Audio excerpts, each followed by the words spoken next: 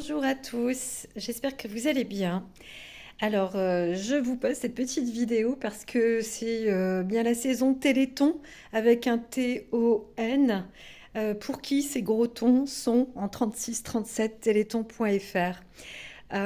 J'habite toujours et encore en hauteur, alors que j'ai des difficultés monstrueuses à monter, descendre les escaliers. C'est une vraie souffrance. Du coup, je ne peux à peine accéder à ce petit monde extérieur qui est juste en face de moi. C'est salvateur pour moi, pour mon corps, pour mon esprit aussi, pour mon bien-être, mais absolument pas profitable parce que c'est une souffrance pour mon corps. Donc voilà, je me questionne, je me dis, bon, bah, au bout de 5 années de traitement allopathique, c'est des gros bonbons, hein, j'en ai mangé, en veux-tu, des placards entiers. Voilà, là, bah, il me reste des boîtes. J'avoue qu'il me reste des boîtes et je ne peux pas les avaler. Je ne peux plus, je ne veux plus. C'est compliqué, en plus en tant que naturopathe. Je dis que ça m'a beaucoup aidé quand même, hein, à certains niveaux.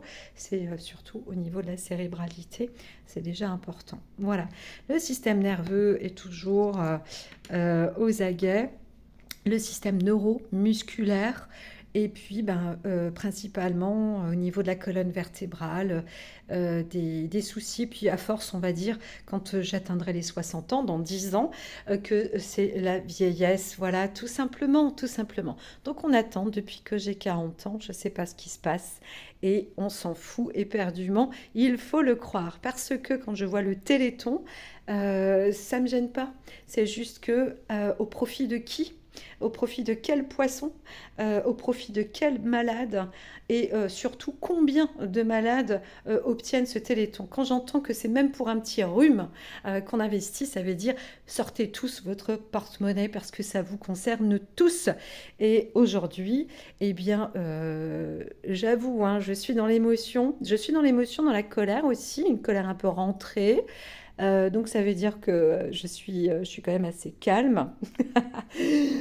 C'est que, en fait, je me rappelle juste que la semaine dernière, j'ai commencé à remplir un questionnaire pour aller en algologie. Où mon médecin me dit, ah oui, c'est très très bien, il faut y aller. Et je vois que ce questionnaire, c'est un questionnaire qui vous demande si vous êtes déprimé, dépressif ou pas. Voilà. Donc si vous entrez dans le cas de la dépression, peut-être qu'on va vous prendre en charge en algologie parce que on va dire que vous avez mal. C'est lié à votre tête. Alors moi, j'arrivais pas à répondre parce que j'avais pas de questions, de réponse aux questions, si ce n'est que certaines réponses, mais un peu, je veux dire, à ajouter en supplément des questions. Je ferai peut-être un petit topo par rapport à ça, voilà, prochainement. Mais ben, du coup, je n'avais absolument pas envie d'aller en algologie. Il faut savoir aussi que c'est un labyrinthe pour y accéder. Encore une fois, c'est du foutage de gueule. Moi, je suis toujours sans fauteuil roulant et je suis à deux doigts de me dire il me faut des fauteuils roulants pour me déplacer. Il me faut quelqu'un pour m'accompagner, pour descendre les escaliers, pour monter les escaliers. Hier, pas plus tard qu'hier, encore une personne m'a aidé de l'extérieur, quelqu'un de sympa, et qui m'aide à monter les escaliers. Et ça m'a permis de pouvoir me mettre au lit, je dirais, à temps, à peu près. Mais ça aussi, il m'a aidé, ça m'a calmé. J'ai pu m'asseoir dans sa voiture. Ça a été plus calmant pour mon corps. Mais c'était compliqué. Voilà, c'était compliqué. Et puis voilà, toujours un corps en contraction musculaire de 12h30 à 17h30 et un peu plus tard, mais je pouvais me lever. Voilà. Donc, je veux bien que ce soit de la somatisation. Je suis en train d'étudier un livre, je reprends tout ça. Et c'est vrai que même quand on est thérapeute, on n'est pas malade. Mais quand on est malade et thérapeute, eh bien on est dans la peau du malade, hein, puisqu'on l'est soi-même. Et là, on étudie autrement. En fait, c'est un peu comme si on ne connaissait rien de ces études, bien qu'on a des notions du savoir, de la connaissance, etc. Et que quand on est thérapeute, on peut aider son prochain et puis donc lui permettre d'obtenir des outils, des conseils, etc. Parce que on développe notre ressenti aussi, parce que moi je fonctionne avec la médiumnité. C'est pas facile pour moi, je le sais, et je continue avec mes guides qui m'encouragent tout le temps à avancer. Voilà. Mais je suis, en tant que malade, euh, dans une prise en charge auto-soignante aussi, en plus de mon médecin généraliste qui, comme moi, rame pour m'aider à trouver une solution de guérison, puisqu'on nous ferme les portes autour de nous. Donc, par exemple, une recherche génétique refusée, merci Téléthon. Extraction LCR, liquide céphalo-rachidien, on ne m'en a jamais fait. Et même écrit noir sur blanc que ce n'est pas nécessaire. Voilà, toujours pas, quoi, toujours pas. Recherche musculaire, non plus. Alors que j'ai des soucis neuromusculaires aussi, où on m'a proposé peut-être en continuant même une opération au niveau des deux bras. Donc c'est peut-être commun, hein, mais voilà, pour moi, ça n'arrangera peut-être pas grand-chose. Pareil, on m'avait proposé aussi au tout début, enfin au tout début, en 2017, on m'a proposé de me couper les nerfs au niveau des lombaires ou du dos. Je me dis que ça pourrait être toujours faisable, mais non, on ne veut pas. Je voulais voir un angiologue. Pareil, c'était négatif. Et pourtant, j'avais des veines, on les voyait, mais c'était un garrot comme pas possible, hein. J'avais l'impression d'être serrée au niveau des poignets, au niveau des chevilles, au niveau du cou. J'en avais les yeux rouges, mais la sclère rouge. Le sang sortait de la bouche, ça sortait du nez aussi, puisque ça me cognait. Donc j'avais une pression sanguine très très importante. J'avais des kystes sur les ovaires. Tout ça, c'est passé à la trappe. Il n'y a qu'un refus que j'ai fait, c'est parce que j'avais des kystes au niveau de la thyroïde. Quand on a découvert que j'avais une suspicion et ensuite une positivité à Lyme en 2018, mais bien avant, j'étais très malade et il n'y a pas longtemps, depuis mi-novembre, j'ai découvert que j'avais une piqûre de tique, que j'ai retiré une tique en 2018 effectivement, en début 2018, et on a découvert une séropositivité de Lyme en fin 2018. Mais avant, je précise que j'étais déjà très malade. Donc, est-ce que c'est le Lyme? Est-ce que c'est pas le Lyme? Est-ce que ça s'ajoute à ça? Etc. etc. En tous les cas, je vais arrêter parce que ça fait 8 minutes que je cause. Mais c'est vrai que le Téléthon ça m'a carrément hérissé les poils, on pourrait dire ça. Parce que c'est pas que je n'y crois pas, mais je n'y crois plus. Je ne crois plus. J'étais atteinte vers 40 ans, vers l'âge de 40 ans, peut-être avant, j'en sais rien. À un moment, je me disais, bah, tout est lié de toute manière. En tant que naturopathe, on pense que tout est lié. J'ai fait des recherches de maladies passives dans le passé, sur le plan familial. Alors, pas une fois, hein, pas un médecin m'aura demandé mon environnement, le cadre de ma vie familiale, les antécédents familiaux, ni même dans les questionnaires encore actuels en 2023, par exemple en algologie, même pas ça. Même pas ce type de question ne fait figure. Donc on ne sait pas qui sont les algologues, si ce n'est que j'ai eu un moment accès à de l'acupuncture qui a été un petit peu mal faite, je l'avoue. Mais bon, c'est à tout en leur honneur de le faire aussi, on va dire ça.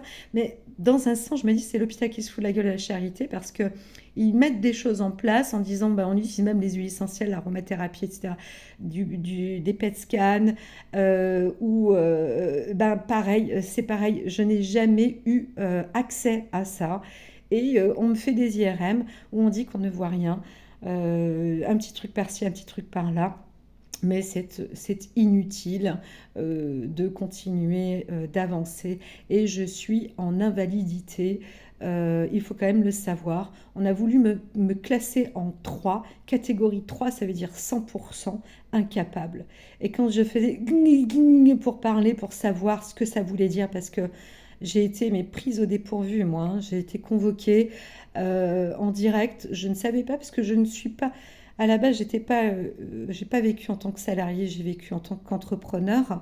Je parlerai pas de mon passé. Il est bon, il est mauvais, il est tout ce que vous voulez. C'est pas grave. J'ai rien à me reprocher proprement dit. J'ai rien à cacher, mais j'ai tout à découvrir de ce que je développe, de ce que j'ai comme maladie. Et comme je vous ai dit, je somatise, pas de problème. Mais quand même, pour en arriver là, vous savez, j'ai envie de faire des bons, j'ai envie de, là, par exemple, j'ai mes petites facultés à chaque fois. J'écris, je prends des notes, je fais des tableaux, je me retrouve avec des lois de correspondance, etc. Parce que je pratique. Je suis toujours praticienne dans l'âme. Et je suis née comme ça. Je suis née dans une forme de pratique qu'on peut appeler occulte ou ésotérique. Moi, j'appelle ça archangélique. Et bien sûr, je vous entends pour certains dire, bah alors, pourquoi t'es pas guéri aujourd'hui? Voilà. Et quand j'ai un mal en face de moi qui peut-être me bombarde de saloperies, je me dis c'est pour ça que la Terre, la planète et le monde se marchent sur la tête, que tout ça tourne à tort et à travers pour certains, et que je suis à la fois entrée dans une zone négative parce qu'on m'a bombardé de ions négatifs. Et pourtant, je reste positive. Donc voilà, en dernier recours, j'ai utilisé gabapentine. Alors avant juste du loxétine, ça m'a foutu de mauvaise humeur. Donc je pense qu'il y a quelque chose dans mon système nerveux, ça c'est clair. Et ça m'a transformé l'humeur en une dizaine de jours. Ça m'a accentué de la colère, la duloxétine. Voilà. Peut-être que c'est bien aussi. Il faut aussi que j'apprenne maintenant à m'extérioriser. Donc ça a peut-être déclenché un truc. Mais j'ai dit stop. Je veux pas devenir. Hier, j'ai à moitié hurlé dehors en injuriant le monde médical, en disant mais putain, c'est dans ma colonne vertébrale. Qu'est-ce que vous foutez? C'est dans le rachis. C'est absolument impossible de rien voir. Je me suis retenue à un petit arbre et grâce à ça, donc souvent j'ai comme on dit, hein, j'ai un syndrome parkinsonien, même si on ne veut pas le croire, mais je l'entends bien. Depuis pas longtemps aussi, c'est une personne qui me l'a dit, qu'en me regardant, avec les crises et ma façon de me déplacer, etc., ça ressemble à un syndrome de Parkinson, à du Parkinson. Et cette personne-là connaissait déjà des personnes atteintes du Parkinson. Je souhaite ne rien avoir, entre guillemets, mais en même temps, dans la maladie de Lyme, on a tout. C'est un truc de dingue.